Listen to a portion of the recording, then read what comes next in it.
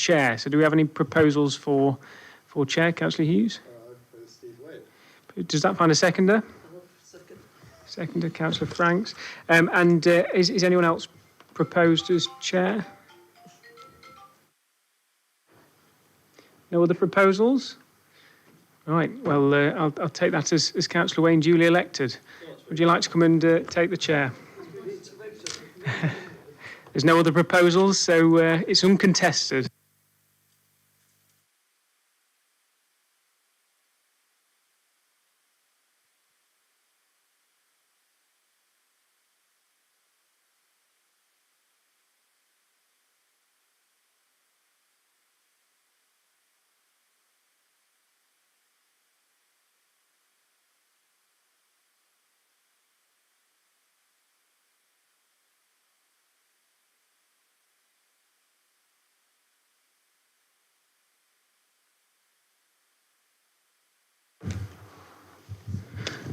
Thank you very much, members, and welcome to the Community and Environment Committee meeting held here at the Derbyshire Dales District Council on Tuesday the 29th of October.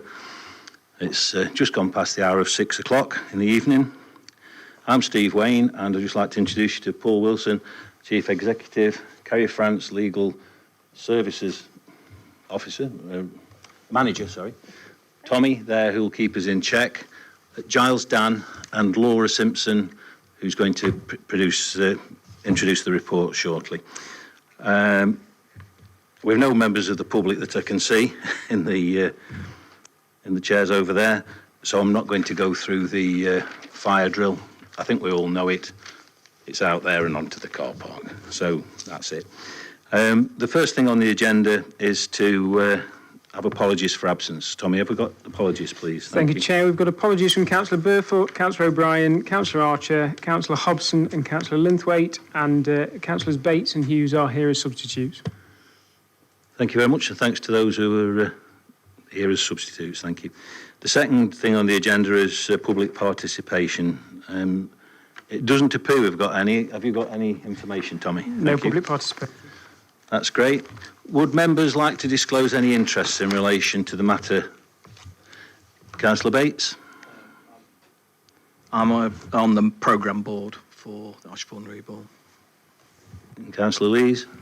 Yes, Chair, thank you. I'm on the programme board as well, and I am a member of the Shropshire Committee and chairman of the Ex-Servicemen's Club, which is in the Marketplace. A busy person. Thank you. Councillor Hughes?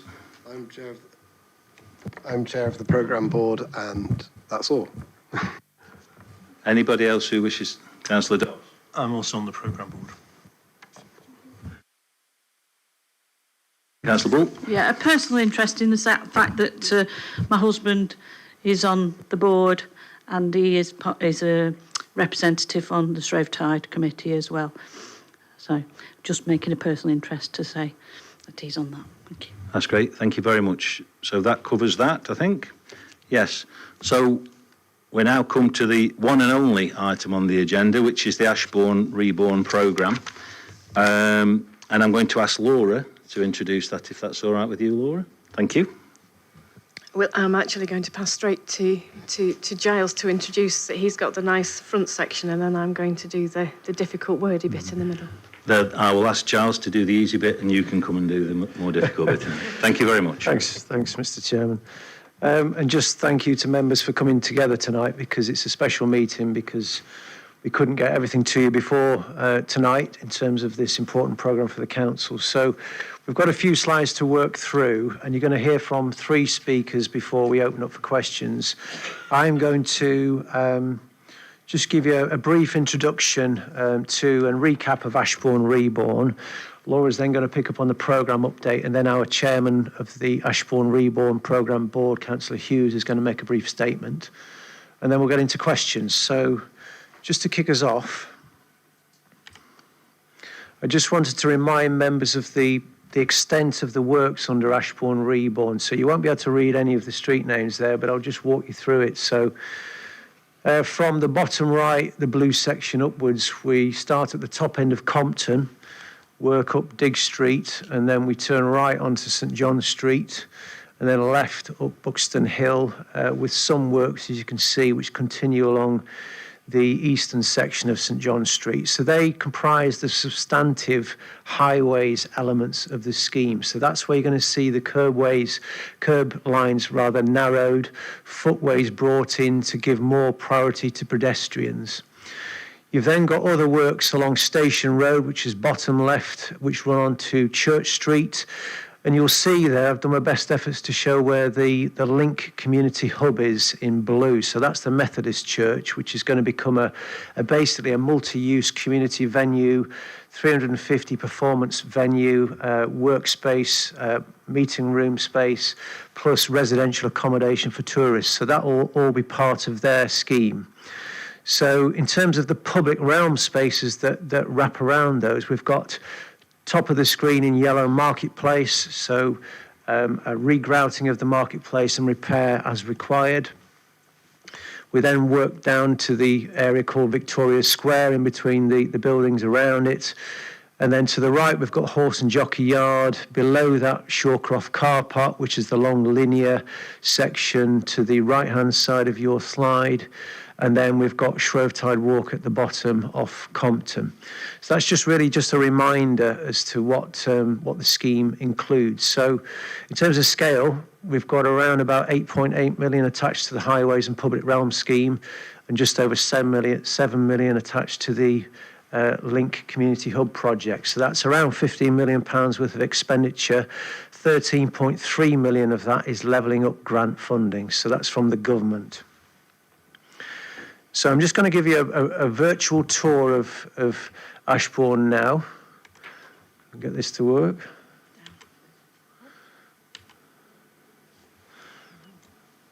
Do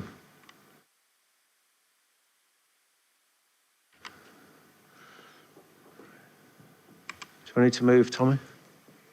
There we go. Thank you. So again, starting where I started before. So these are indicative. These are visualizations that were produced at the end of August. But I think they give you an idea of how we are trying to make this area more pedestrian friendly. So you're looking from the top of Compton down through Dig Street up to St John's, the junction at the top of St John's Road. So you can see the lay-bys that we're making available to deliveries. You can see the widened footways, etc. in that visual. Go to the next one, Tommy. So we've just come round the corner onto St John Street, and we're looking up St John Street again. You can see the changes to the curb lines and the loading bays on your right. And then as you come around that bend, roughly just after where that Ford Fiesta is on the right-hand side, you can see Millennium Square, which is the built-out section on your left, which will have planters around the reinstated clock, Millennium Clock that's positioned back in situ, and then seating to the rear. If you just move on, Tommy. You can't really see this so well with the lights on, but what we tried to capture here is what the view of the marketplace might be if you were looking from the upper floor of the town hall building. So you've got the ex-servicemen's club just to the left of this image. Then you're looking down into the marketplace. You've got motorcycle parking with the new tree line that surrounds the marketplace, the bollard treatment, the crossing point, the uplighters around the trees and the monument to your right, with an event happening down at the other end of the marketplace. So it's just really just to give you an idea of the direction of travel. We've got some engagement events that Laura will mention in her section in a moment, where we're going to talk the members of the public, residents and businesses through the detailed design. So we've been working on that for several months now with our partners, our two delivery partners, to get this scheme to a stage where we've got construction drawings. So not just concept drawings, construction drawings that are deliverable and can be costed by the relevant contractors. So I think, Tommy, if you just move on one, I think the last one of mine is the community hubs. So this is the multi-use space that I referred to previously on the junction with Station Road and Church Street, which wraps around the corner. And as you can see, this link building, which adjoins the footway to the main church building, is the key element to this project. and it brings all the other elements of the building into play, and it provides that important level access off the highway as well. So the Cornerstone Cafe just round the corner, just to the left of where the cyclist is, remains, but with a revamp, and then the other space behind it, as I've described. So I'm going to stop there. I'm going to bring Laura in to cover some of the programme update detail that's in your report tonight, and then Councillor Hughes will make his statement as the chairman. Thanks, Giles. If I can have the next slide. Thanks. Right, this is a very busy slide. In fact, it's so busy that it's fallen off the edges. I'm not going to read this whole thing out, but it was just to give you just the tip of the iceberg, really, in terms of what has been achieved on this project to date, all of the processes that we've gone through, the considerable processes to identify that this was the right project to bid for in the first place, through getting the award, right through all of the processes of agreeing grant funding agreements with partners, starting early contractor involvement on both projects, and an initial package of work that is now underway in this calendar year. Next one. Thank you. So with that, there are some key updates. Your main report that you've hopefully read does have a more detailed outline of progress and risks to date. And it does also highlight that the main construction period on both projects has been delayed. We had previously anticipated, and certainly around the time of the bid, it was anticipated that the 24-25 financial year would be the main construction period. Now, that hasn't proved to be the case, partly because there has been delay around finalising the designs and then reworking the designs within the budget package. So consistent with most, if not all, Lough projects in both round 1 and round 2, and this is a round 2 project, there are budget pressures because of cost increases since the time of the bid. Now, this is to do with resourcing, it's also to do with the cost of materials and inflation, and there are a lot of factors playing into this. But of course, once you change the design, then you have to go through a value engineering process, and you have to do rescoping, which is essentially what we've done rather than de-scoping, just to make sure that we can afford all of the elements that we've committed to MHCLG. Then, of course, you go round in a little bit of a design loop, and then you have to go back and make sure that you're right in terms of the construction detail again and that sort of thing. So all of that process has been iterative, it's been extensive, and we are now drawing that to a close, which is why we're now in a position to understand the implications for the expenditure profile in much more detail, and also to understand the programme of work and how some of that delay can be caught up over the next 12-month period, so that we definitely can complete this project still within the required time frame for a Lough Round 2 project. So that's the fairly good news. I should say at this point as well that we have ongoing dialogue with MHCLG about this. They consider, from feedback from our liaison officer, they consider that we are in a good position. We're a relatively good position compared to many Lough authorities. And they are expecting that we are going to ask for a change. And a change request is required when you have to make a change in your expenditure profile that is above a 30% threshold of movement of money between financial years. And that's what this is. This is about our movement of money between 24-25 and 25-26 for the main construction period. So let me just quickly check that. I think if we can move to the next one, Tommy. So with that in mind, you have had a hopefully more legible copy of this table and a comparison of the current amended expenditure profile with this time last year and what the current agreement is with MHCLG. So you can see that movement of funds and you can see exactly what's happening. Now, there are a few caveats in the report on Appendix 1, and I've just added a few here, partly because we've had additional clarification from MHCLG today that they have no problem. They are happy with us moving match funding beyond March 25-26. So, for example, the Methodist Church have provided additional match funding as part of their method of getting over their funding constraints and their budget gap. Part of that match funding, because they have a JCT contract for their main construction contract, part of it will be retained for a 12-month period post-completion, because that's a standard part of a JCT contract. There is a 12-month retention period of a set proportion of funding, and that will be retained. So I specifically asked for advice on that with MHCLG to make sure that identifying that within new match funding wasn't going to count against us, and that we could provide all of the new information and it would all be considered positively. And we have had a very constructive and positive response that says that's completely understood, match funding is fine. What they're really bothered about is any movement of LUF funding beyond March 25-26.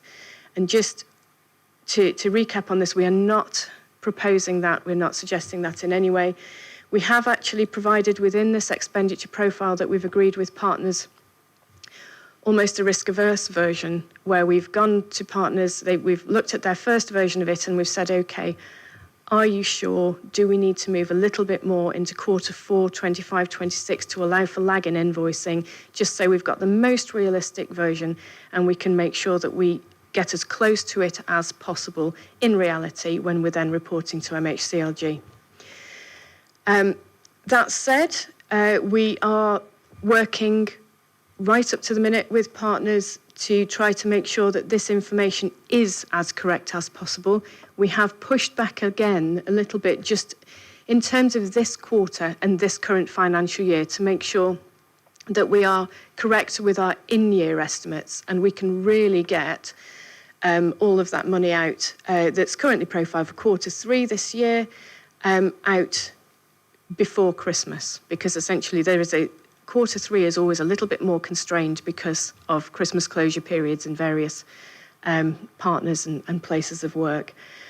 So there may be some slight in-year adjustments to account for that and do that last little bit of risk checking.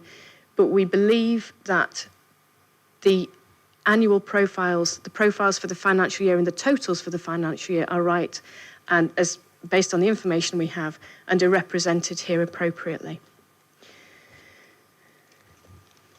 If we could, next one, thank you. Okay, so that moves us on to, I think, the delivery programme.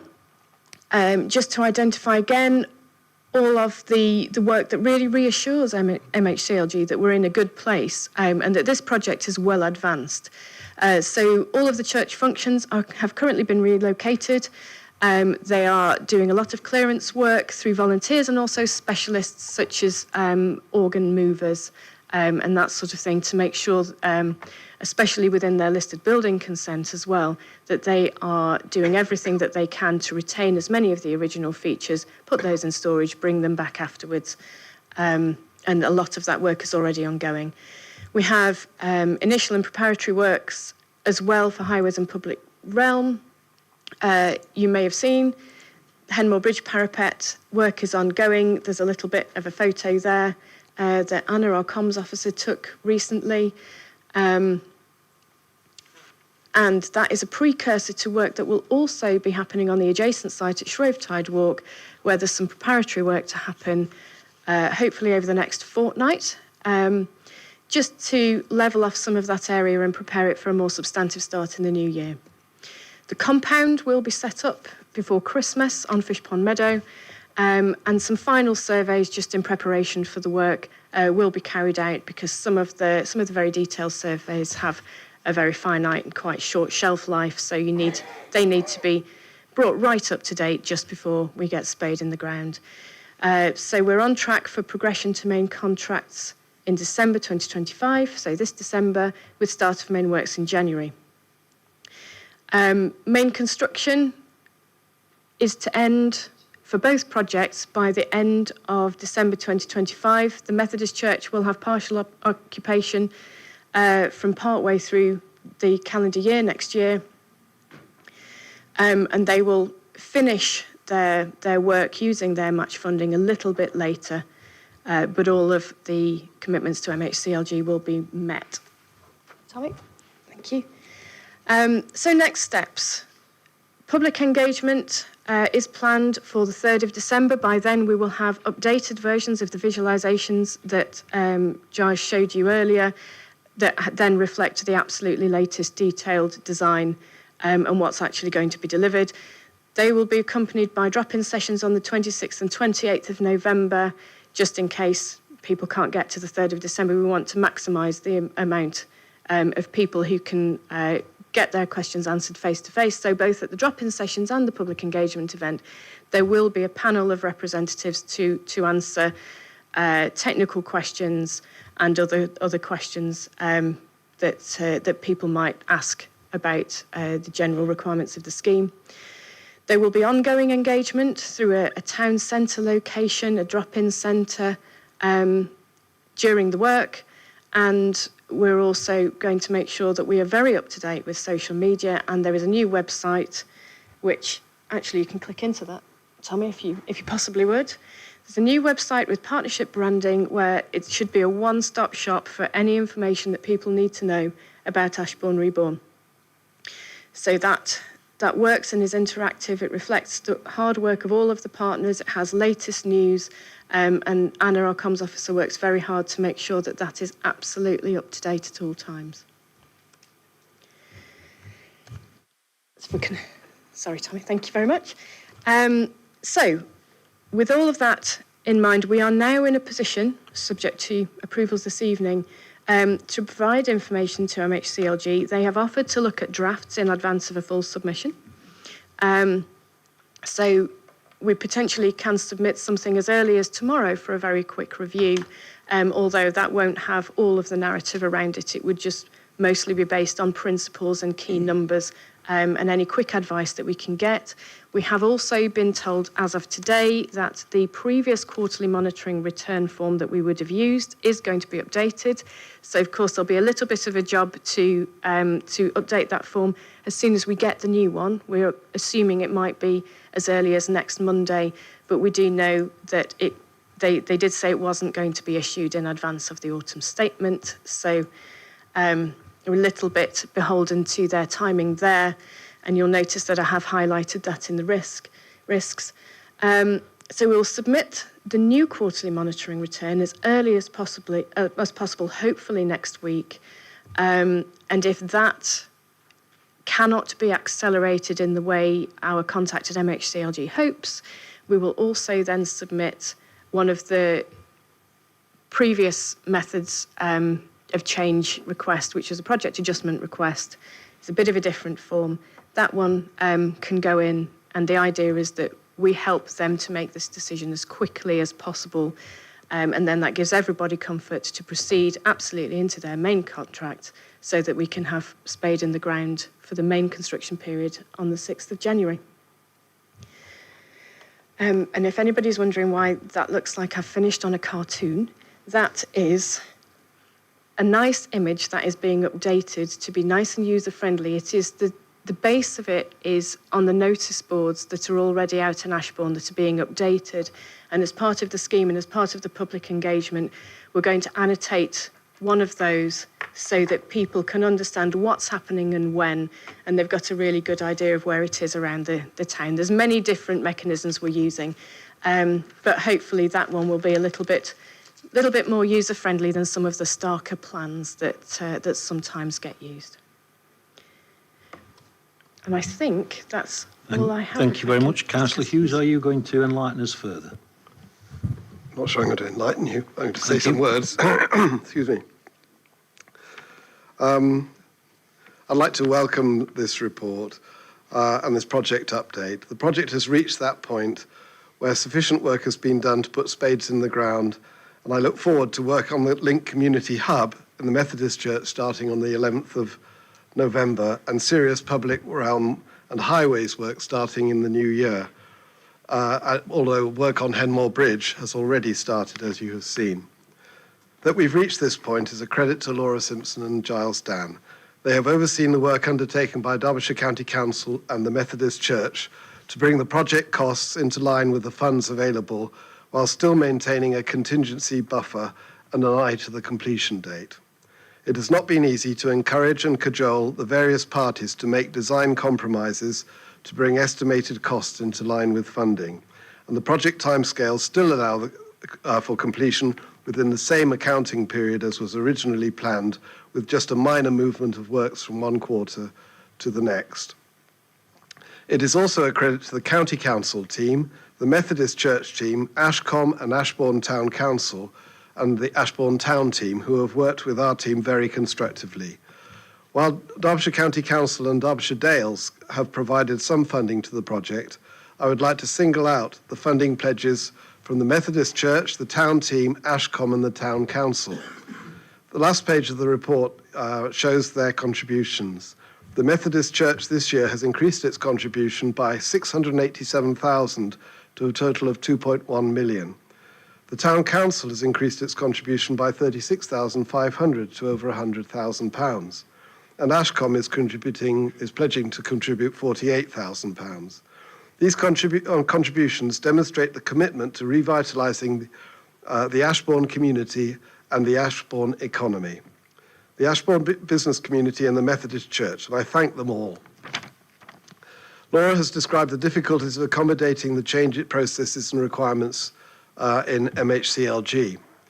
While these may be a risk to the project, Laura's open communication with the ministry representatives means that there are no surprises for them.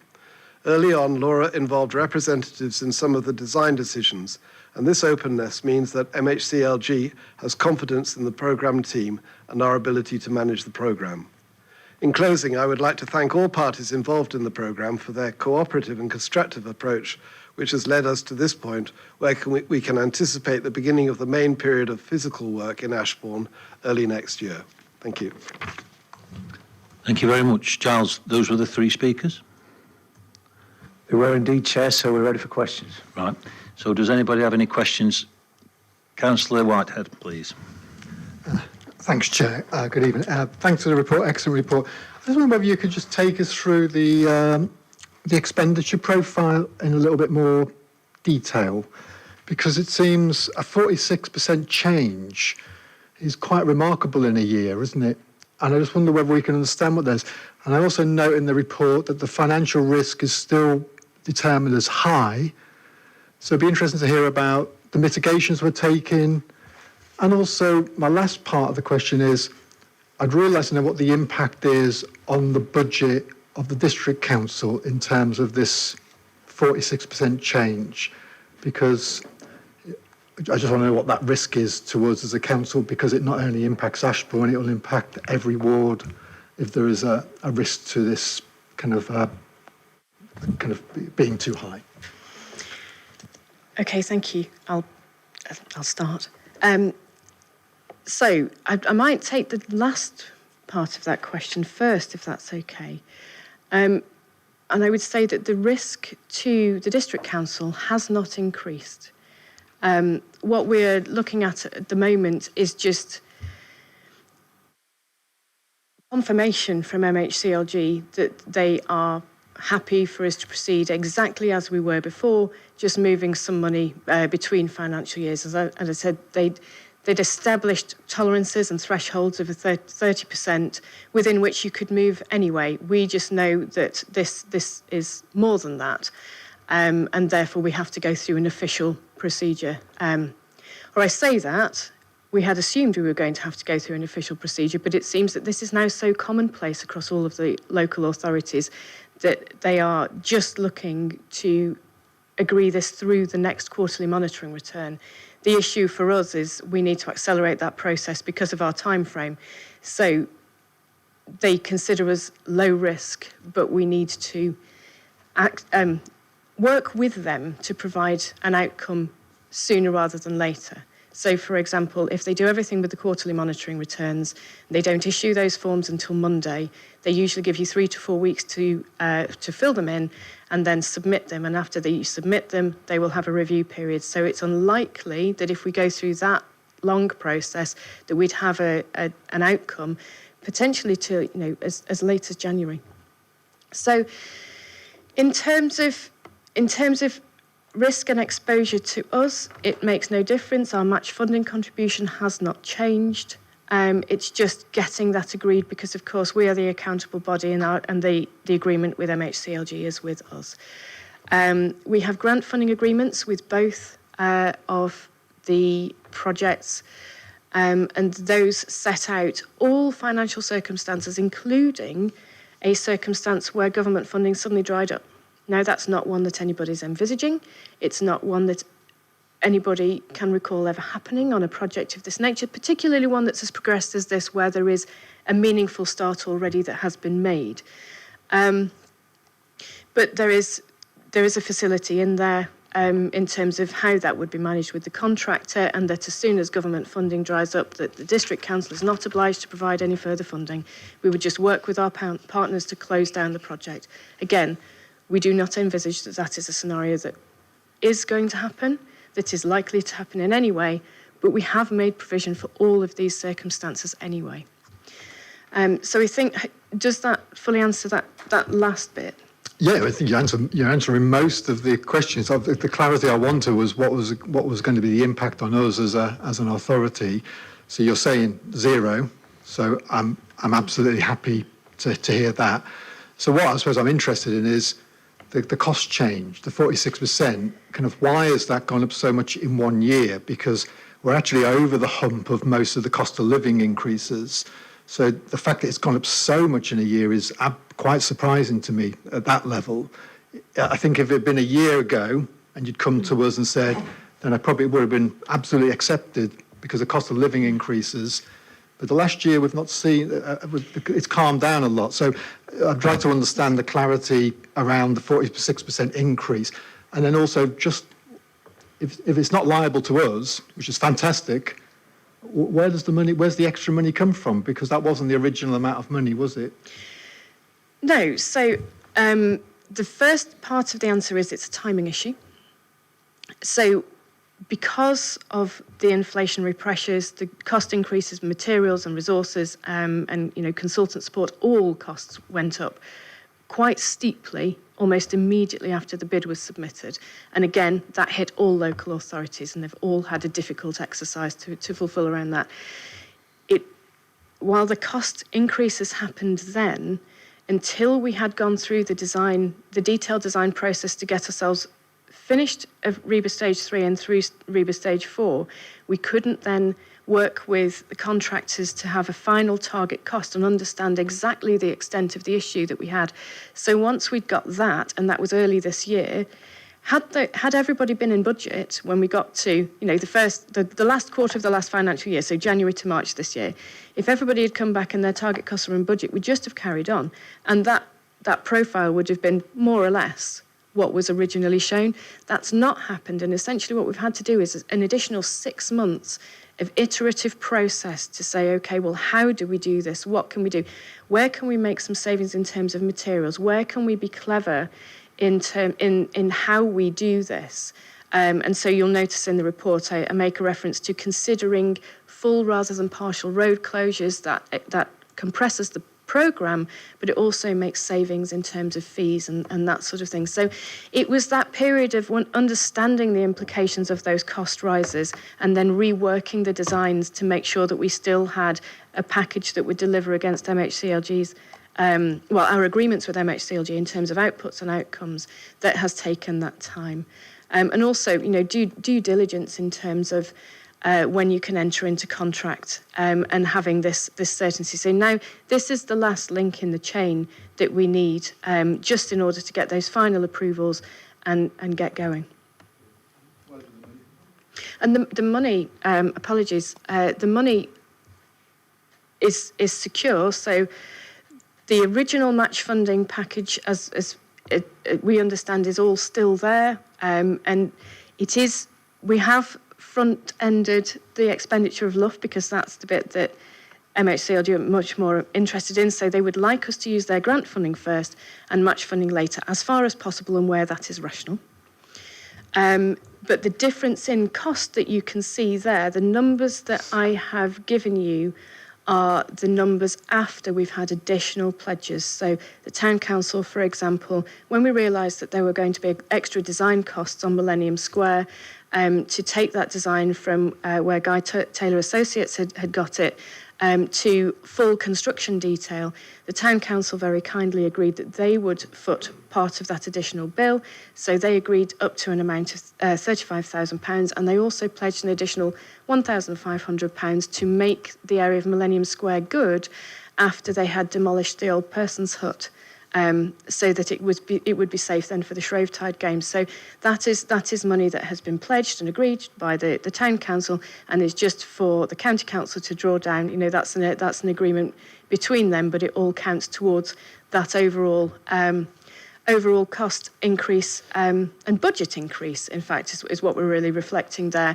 And again, we talked earlier about the Methodist Church, and they've agreed additional loan capacity because they feel that their project is a once-in-a-lifetime opportunity to provide this level of change, and they've really sort of dug deep to see that they can fulfil as much of it as possible within their budget envelope. So they've extended that slightly. So what is reflected there is what has been agreed since the original bid as additional money. It's not. I'm not showing you a funding gap there. Sorry, just to have complete. So just so I absolutely got it, because in the main body of the report, when you set out the expenditure profile change, we're talking about 46% change, which is somewhere in the region of £7 million. And I don't think £35,000 is covering off that amount of money. So can you just explain to me, where's the extra £6 million come from?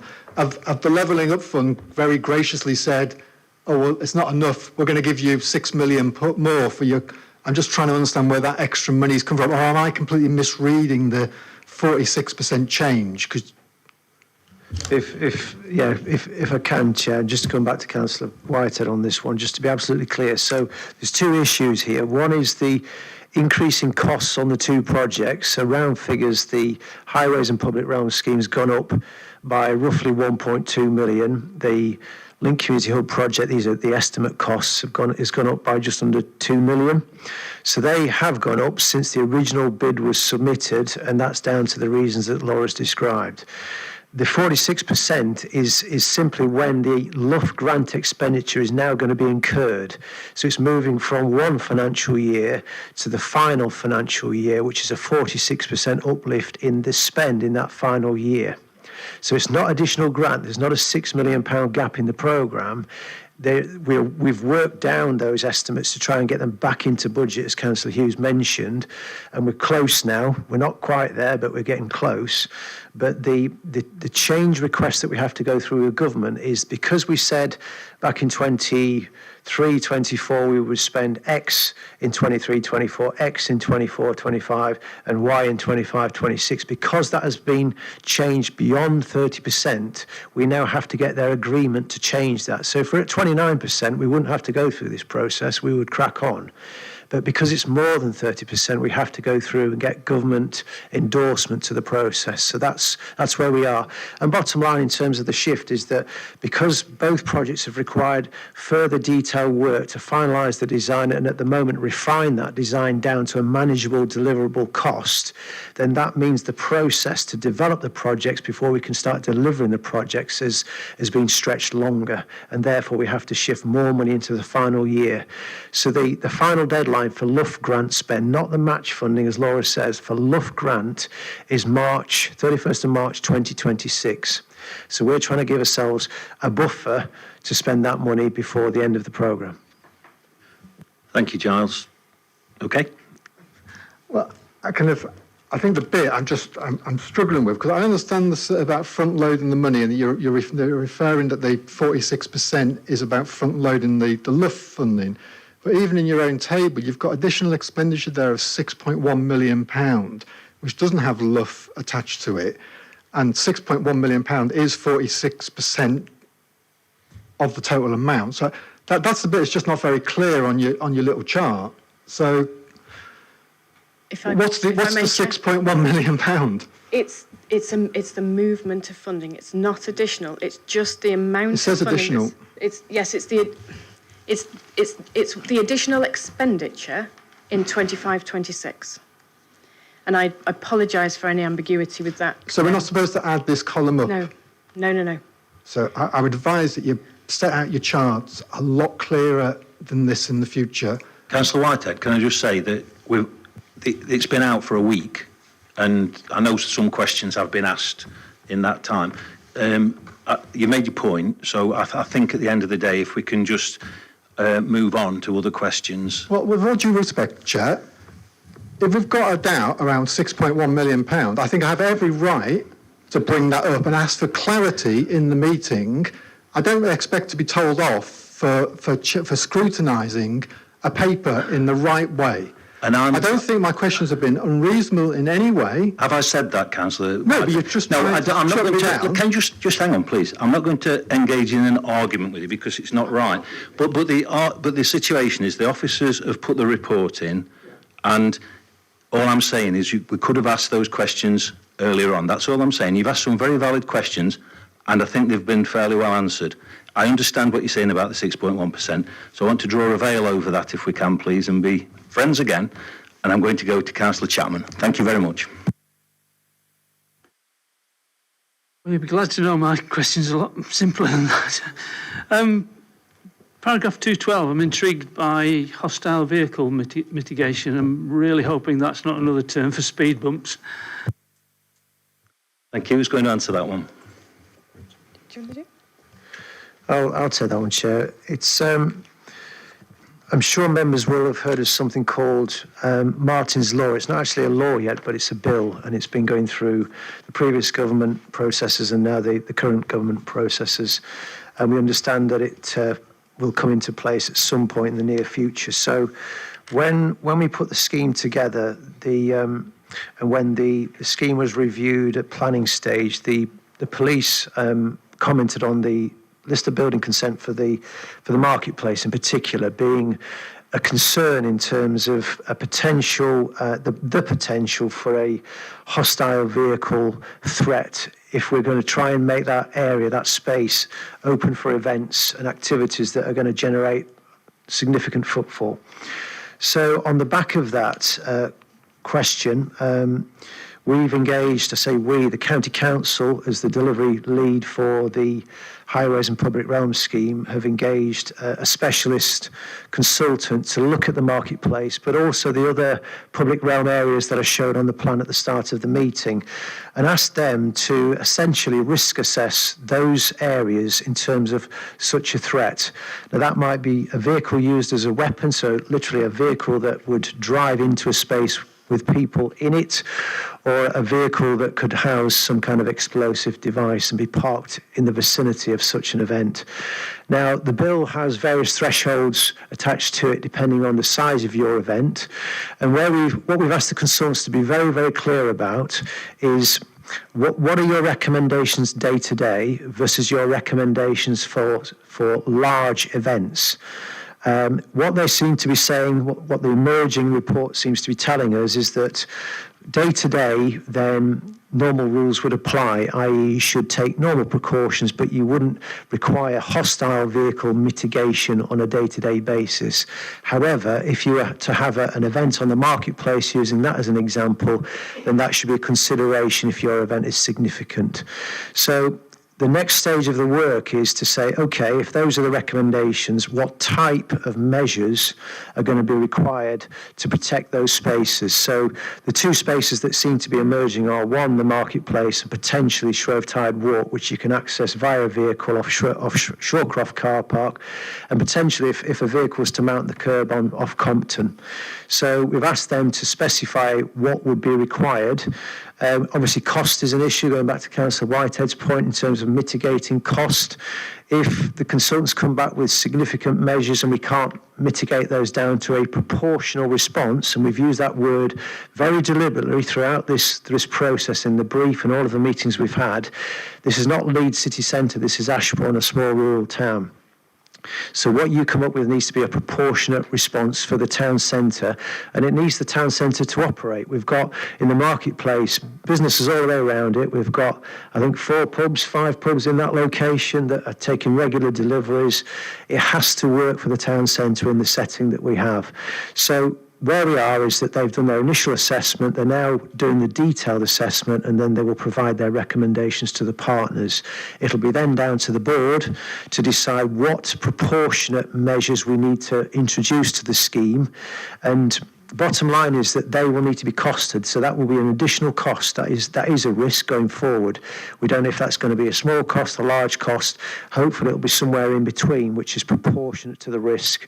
Sorry, my microphone keeps wavering, but that's where we are with it, Councillor Chapman. It's a serious issue that, because we are changing the nature of the public realm, we have to give due regard to, hence the detailed work we're doing.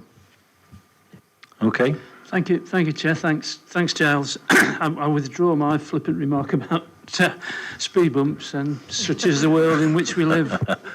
Thank you. I've got Councillor Nash next, please. Thank you, Chair. I'm afraid I'm going to carry on with finance questions. I'm relatively new to the council, so I wasn't here when this was all first put together.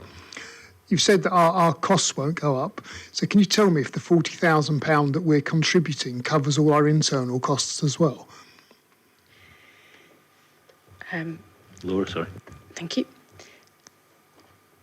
So the £40,000 that we're contributing is actually a direct contribution to work on Shrove Tide Walk, which is working out in an area of public realm that is within Derbyshire District Council ownership. We have within, that's how to describe this. Okay, so within the project budget as a whole, there is an amount that can legitimately be used for fees for work directly on the project. So in terms of our operating costs, etc., we have that covered, and we understand the management thereof, and there are certain elements, such as the comms officer, for example, that was agreed separately. So Anna's costs coming out of a different budget, agreed again by council, because it was felt that the comms and engagement was going to be absolutely critical, and that's something else that it was considered appropriate for the district council to contribute. So there's some areas of funding that are coming from different pots. There are some project-specific fees that are eligible out of this budget, and that's part of the forecast cost. And that particular £40,000 contribution is specifically for Shrove Tide Walk. So our costs are managed. We know what they are. We know what they are right up until the end of the eligible LUF expenditure in March 25-26. Okay. Councillor Slack. Thank you, Chair. Thank you for the great presentation. I thought it was very good indeed and very clear. I'm looking at the financial side and the project. If the project, I welcome all this extra money coming in, of course we all do, but if the project was running out of money again, have you a fallback position where you could say we've got 3/4 of the way there, and I assume you'll do the main project first so they are safe. Is there a fallback position where you can say we can't afford to go on any longer and we'll fall back to, say, 3/4 of the project or so completed? Have you a fallback position? Thank you, Councillor Slack. Laura? Thank you, Chair. Yes, so there's a number of ways that we're mitigating that risk. The first is that we have retained a client contingency budget. So it's not part of the construction cost. There is risk built into the construction budget as well, with the main contractor, for example, for the Highways and Public Realm project, and also for the Methodist Church. But for both projects, there is a retained amount of client contingency. So for ourselves on the Highways and Public Realm project, we think that it's really important to retain an acceptable amount, which has been agreed by Derbyshire County Council's commercial advisors for things that we simply could not possibly know about. You know, if we find, we've done trial holes, we've done surveys, we've done as much as we possibly can, but if we come across a shallow utility, for example, we'll have to do work to go around that. So we've got contingency budget to help us with things like that. We also have prioritised some of the work in a certain order, so that the key elements, the sort of flagship elements, the most important elements to the partners and the people of Ashbourne are prioritised in terms of budget and in some respects time. There are many constraints and logistics to work around in terms of what comes first. But there are some elements of the project that we have essentially moved to the end. We've also taken them out of the main construction contract. And that, again, that's both at the Methodist Church and the Highways and Public Realm. So they've come out of the main construction contract so that they can be delivered. So for the highways work, the County Council will do some direct delivery of small components where it's much more efficient for them to do that, and it would be very expensive, and there would be additional fees to do that through a significant main contractor like Galliford Try. So for efficiency's sake, so we've done that. We've also moved a couple of areas of work that the County Council will be delivering directly, again, to the end of the programme, so that if we need to rescale those any further, we've still got an opportunity to do that. So we've mitigated the risk in every possible way that we can, again, on both projects. The Methodist Church, obviously, a little bit more independent on theirs, but they've done the same thing, and they've kept some elements that actually, if they can't afford them at the end, they're on a sort of nice-to-have list, but all of the core elements that we have committed to MHCLG are considered to be affordable and are going ahead. Yeah, thank you very much. Just to say that looking at this, I do wish it well, and I wish it all completed all right without any problems, but we cannot afford any more expenditure from the district, obviously, with other projects like affordable housing, social housing, and to do so. I'm glad you've got a fallback position, so if it gets to that limit for unseen things, what can happen, we'll finish the project, not incomplete, but mostly complete, in the most areas important. So I'm pleased to hear we're not going to get yourself in trouble. Thank you for that comment, Councillor Slack. Councillor Lees, you winked at me. Are you wanting to ask a question? More of a comment, Chair, if that's all right, than the questions. Well, if you've got to engineer it into a question, but go on, make your comment. No, I'd just like to thank everybody that's been involved, particularly Laura and Giles, for all the hard work they've done and the meetings they've had around Ashbourne, etc., with us ward members and different groups of people like myself with the Shrewtide Committee, etc. Much appreciated. A lot of hard work has gone into it through all the officers of the council. Just one thing I would say is that it'd be nice if Anna could put something on the website, particularly now the work has started on the Compton Bridge. The residents seem to have come out of the woodwork. I've been selling poppies for the last week, and I've been inundated with people commenting about the colour of the stone on the wall, and said it is the same stone, it will tone down in a matter of years. So if Anna could just put a bit of something on the website to that effect, it would be good, because it's going to come up at the public meetings, definitely. Also, I'd just like to say, with being in the building trade all my life, I think some of the workmanship on the stonework is a bit, needs to be a little bit desired, to be fair.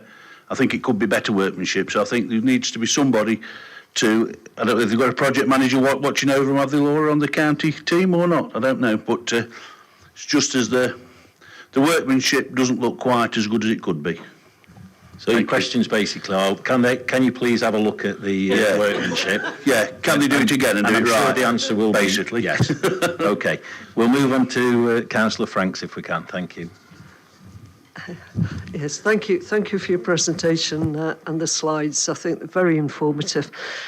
I want to move away from the financial risk and look at the time risk, because this is a massive area. There isn't that much time left. There's been a lot of slippage in time. I've noted some of your comments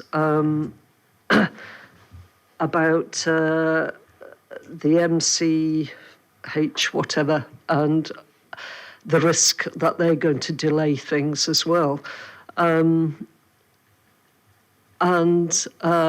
it's just how are you going to mitigate against further slippage of time? We're talking, 16 months before the end of this project? For me, Chair, thank you. Okay, it's a really good point. It is, again, it's a key risk, so budget, time, and decision-making really plays into that as well. So on both projects, everybody's extremely mindful of prioritising the things that are critical with LUF funding and in terms of the outputs for MHCLG first. That funding profile that we've talked about includes, again, it's more of a risk-averse version, so it includes for some slippage, but it reflects the bulk of expenditure by Q3 next year. So in the next calendar year, by December 2025, we're expecting the majority of work, all of the work on highways and public realm, and the majority of work on the Methodist Church to be complete by that time. So we've actually got a whole quarter's worth of slippage. Galliford Tries programme currently, and we're waiting for an update, so I hesitate a little bit with this because I would like the latest information, but currently they're still on track to finish in October. And then the County Council work would, some of it I'm assuming would be concurrent, but some of it might follow on from that. And again, that's quite a long time from probably mid-October to the end of the calendar year before even going into that final quarter. So at the moment, what we've done and why it's showing expenditure in Q4 is because we've allowed really for a lag of invoicing more than anything else. We're expecting the work to be complete very particularly in terms of LUF expenditure. And what we would like to do is submit that almost as a worst case scenario to MHCLG and then beat it, so that the LUF expenditure actually all goes out by the end of the calendar year. But just in case, and because I'd rather go a bit risk averse and then exceed expectations, we've just built that little bit of flexibility in. And again, in unofficial conversations with MHCLG, they value that, they understand that, and I need them to understand exactly what we've done there, and that we don't think we're going to be working on these projects right up to the 30th of March 2026. It's all about the administration and getting the money out of the door as well. So hopefully, again, in the same way as there's various mitigations on the budget, there's various mitigations on the time, and we're doing the very best with what we have available. Thanks for that. And one point or one query about your presentation. Some slides prior to that, you had a date for contracts, the main developers' contracts as December 25, and should that have been December 24? Progression to main contracts, December 25. Oh, I do apologise. That should be 24. I've got very confused. So progression to main contracts is December 2024. Completion is December 25. So I will update that. But yes, essentially, it's your predominantly 12-month period. Yeah. Thank you. I don't know who's first, but I'm going to go for Councillor Bull, and then I think it's Councillor Bates. No, just Councillor Bull then. Thank you. Thank you, Chair. The one thing that is bothering me in the fact that we're going back to consultation, how is this consultation doing? Is this just showing everybody what's going? Or, you're saying it's an open meeting for everybody to go and ask questions and to put the case forward? Because obviously we don't want people coming and saying, well, I don't like that particular design or I don't like this, because that's going to slow the project up again. So what is this particular drop-in meetings about, and how much leeway will we be giving to the public on that, please? Thank you. Laura? Okay. Yep, thank you, Chair. I think we need to make very clear that this is not a public consultation. This is a public engagement. So the designs will be the designs by that stage. People can ask questions about exactly what that entails.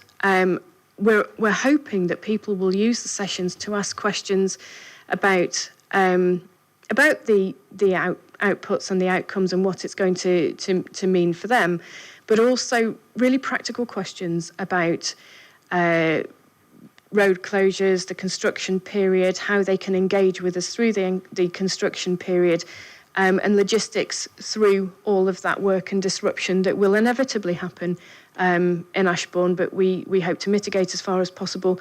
And one of the key ways of mitigating that is through really, really good comms. So it's more about providing people with the final versions of the designs and then talking to them about the work programme and the associated logistics. Yeah, come back. That sounds great, but can we change it then from being consultation? However you put it, make sure that this is not a consultation. This is a guidance of what's happening and a follow-up rather than saying consultation, because I really do think the members of the public will jump on that. Thank you. Thank you, Councillor Bull. Councillor Nash, you've asked some questions. Is it another question, or are you wanting to move it, or are you wanting... You do? Well, we've got two proposals. If you want to move them, please do. That's great.